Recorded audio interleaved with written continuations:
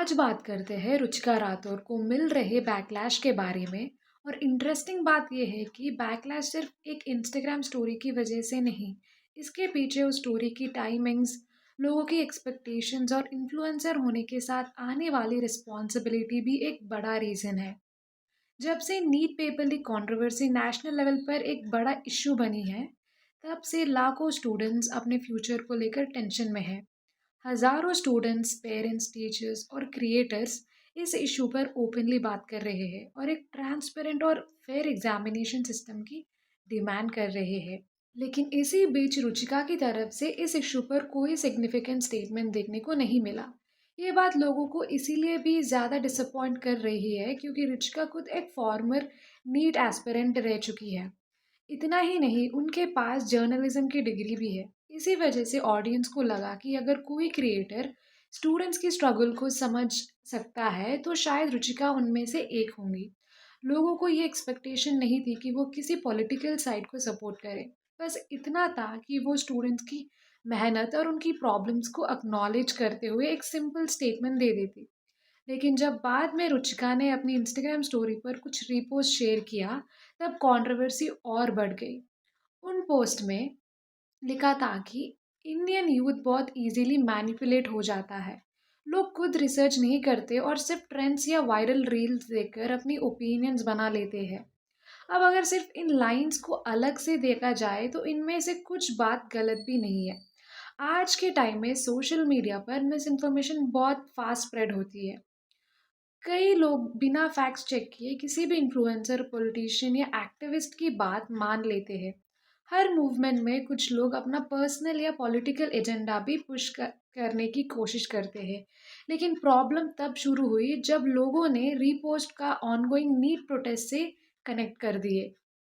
बहुत सारे व्यूअर्स को लगा कि रुचिका इनडायरेक्टली स्टूडेंट्स को ही टारगेट कर रही है, क्योंकि जब स्टूडेंट्स जस्टिस के लिए प्रोटेस्ट कर रहे थे, उस वक्त सपोर्ट की जगह इस स्टोरी शेयर करना लोगों को इनसेंसिटिव लगा। लाखों नीट एस्पिरेंट्स अपने सालों की मेहनत, अपना करियर और अपने फ्यूचर के लिए प्रोटेस्ट कर रहे थे। ये सिर्फ कोई सोशल मीडिया ट्रेंड नहीं था। इसी बीच रुचिका के एक रिपोस्ट में सोनम सर की हंगर स्ट्राइक का सपोर्ट भी किया गया था। साथ ही ये भी लिखा गया था कि स्टूडेंट मूवमेंट को अननेसेसरी पॉलिटिकल स्लोगन्स और अनरिलेटेड आइडियोलॉजी से हाईजैक नहीं होना चाहिए। और इसी पॉइंट से भी काफ़ी लोग अग्री करते हैं, क्योंकि जब फोकस स्टूडेंट्स की जस्टिस पर होना चाहिए, तब अगर डिस्कशन कम्प्लीटली पॉलिटिकल हो गया तो असली इशू कहीं ना कहीं चुप जाती है। लेकिन सबसे बड़ी डिबेट यहाँ से शुरू होती है, क्या हर इन्फ्लुएंसर के लिए हर सोशल इशू पर बोलना ज़रूरी है? कुछ लोग कहते हैं कि अगर आपकी ऑडियंस का मेजर हिस्सा स्टूडेंट्स और यंग पीपल है तो उनके फ्यूचर से जुड़े इतने बड़े इशू पर साइलेंस नेचुरली डिसअपॉइंटमेंट क्रिएट करेगा। लेकिन कंट्रोवर्सी सिर्फ इंस्टाग्राम स्टोरीज तक लिमिटेड नहीं है। इसके बाद रेडिट और दूसरे प्लेटफॉर्म्स पर भी रुचिका और पूरी मलन फैमिली को काफ़ी क्रिटिसिज्म फेस करना पड़ा। सबसे ज़्यादा लोगों ने एक ही बात बोली है कि जब नीट पेपर लीक के अगेंस्ट स्टूडेंट्स प्रोटेस्ट कर रहे थे, हंगर स्ट्राइक चल रही थी और लाखों एस्पिरेंट्स अपने फ्यूचर को लेकर स्ट्रेस में थे, तब ट्रिगर्ड इंसान, डिम्पल मल्हान और रुचिका और फैमिली के दूसरे क्रिएटर्स की तरफ से स्टूडेंट्स के सपोर्ट में कोई सिग्निफिकेंट पोस्ट या स्टेटमेंट देखने को नहीं मिला। ये क्रिटिसिज्म इसीलिए भी ज़्यादा हुआ क्योंकि उनकी ऑडियंस का बहुत बड़ा हिस्सा स्कूल और कॉलेज स्टूडेंट्स का है।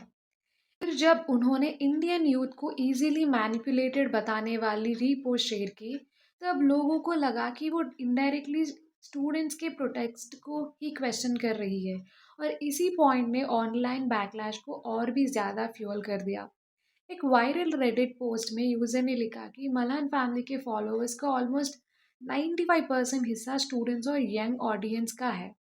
फिर भी जब स्टूडेंट्स को सपोर्ट की ज़रूरत थी, तब फैमिली की तरफ से कोई क्लियर स्टेटमेंट नहीं आया।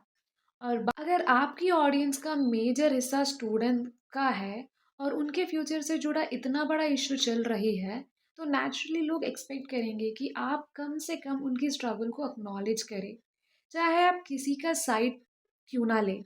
एक सिंपल मैसेज भी ऑडियंस के लिए काफ़ी होता। इसीलिए शायद ये कंट्रोवर्सी सिर्फ रीपोस्ट की वजह से नहीं हुई, बल्कि साइलेंस और उनकी बात उसके बाद आए स्टेटमेंट्स की टाइमिंग ने लोगों को ज़्यादा डिसअपॉइंट किया। लेकिन एंड ऑफ द डे सबसे इम्पॉर्टेंट बात ये है कि डिस्कशन सिर्फ किसी इन्फ्लुएंसर की इंस्टाग्राम स्टोरी तक लिमिटेड नहीं रहना चाहिए। रियल इशू अब भी वही है, NEET paper leak, transparency, accountability और एजुकेशन सिस्टम में रिफॉर्म्स। अगर फ्यूचर में भी स्टूडेंट्स को अपनी मेहनत के बाद पेपर लीक और सिस्टम फेलियर का सामना करना पड़ा तो सिर्फ क्रिएटर्स को ब्लेम करने से कुछ चेंज नहीं होगा। रियल चेंज तब होगा जब इंस्टीट्यूशंस अकाउंटेबल होंगे और स्टूडेंट्स को एक फेयर और ट्रांसपेरेंट एग्जामिनेशन सिस्टम मिलेगा। आपके इस पूरे कंट्रोवर्सी पर क्या ओपिनियन है? कमेंट सेशन में अपना ओपिनियन ज़रूर बताइए। अगर वीडियो पसंद आया हो तो लाइक, शेयर और सब्सक्राइब करना मत भूलिएगा। मिलते हैं अगले वीडियो पे।